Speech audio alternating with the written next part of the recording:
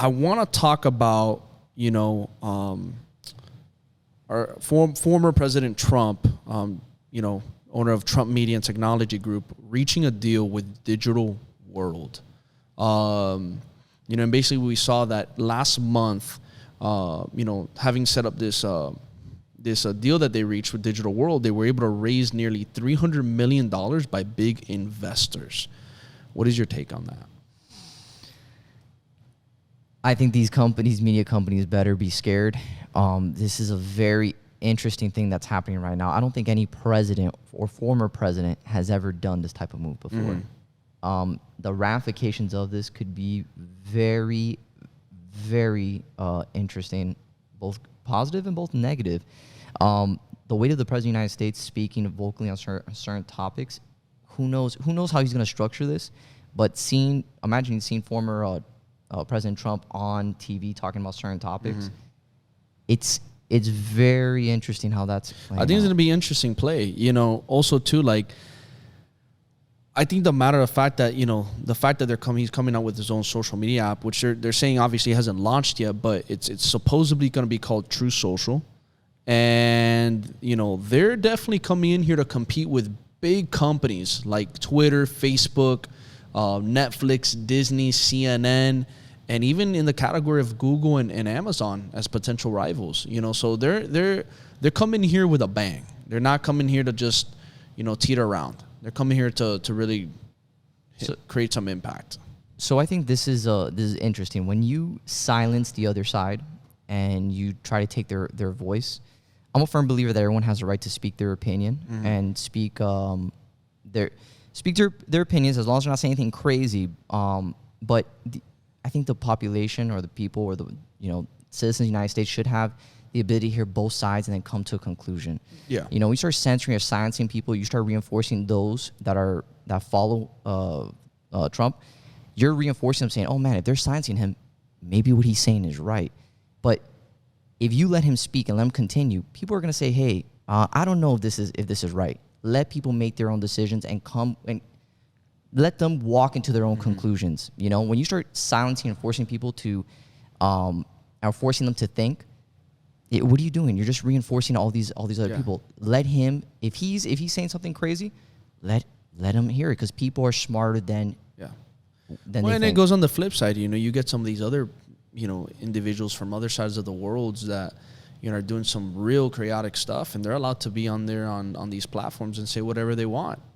And that's another issue too. So talking about some of these Taliban leaders. And so that's a very interesting thing. They should definitely shut that down. You should. It has to. If that's gonna be how it is, then there should be a two-way street. There shouldn't be a double standard, right? So if one's gonna get shut down, the other one should get shut down as well. If that's how they're gonna play it, but that's not the case. I think we've never seen a president of the United States control the media as this guy has done it. It's really interesting how he's been able to grab the audience, and really rile them up. It's going to be something that we're going to see develop. I know this media is definitely going to be a disruptor here. Yeah. Which something I knew you were going to put. Is that what you're going to say about the bring it up? So CNN has seen a drop of 68% since Trump has left office, and Fox, apparently from what I'm reading here, has crushed in their viewership.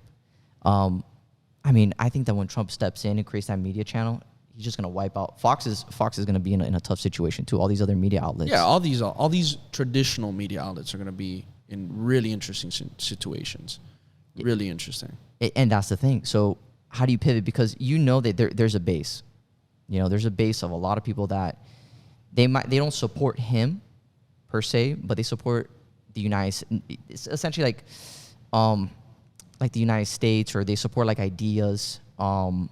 It's interesting. Right now what you're looking at going into the situation we're in with gas prices going up, we're starting to see inflation. You're definitely going to start seeing people saying, hey, United States first. And they're going to start going back to that. Yeah.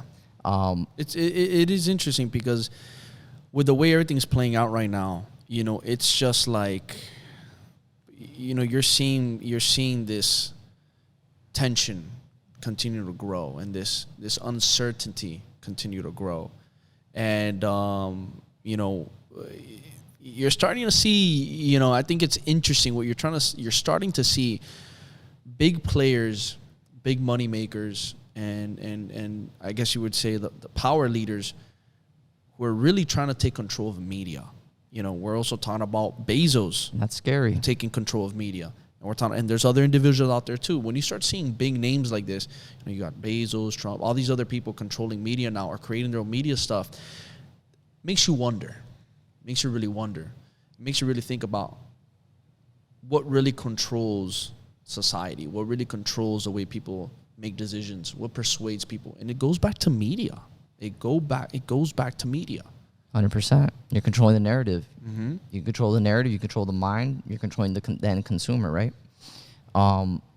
It's something that we're gonna definitely have to keep an eye out as we develop and go forward with this. I'm definitely gonna keep an eye on this media platform. So do you think that it's gonna be? You think it's gonna be a big success when he comes out with this, or what do you think? You think it's gonna be full on traction at the beginning, then it's gonna kind of file down, or do you think it's gonna really be something solidified and a lot of people are gonna be behind it?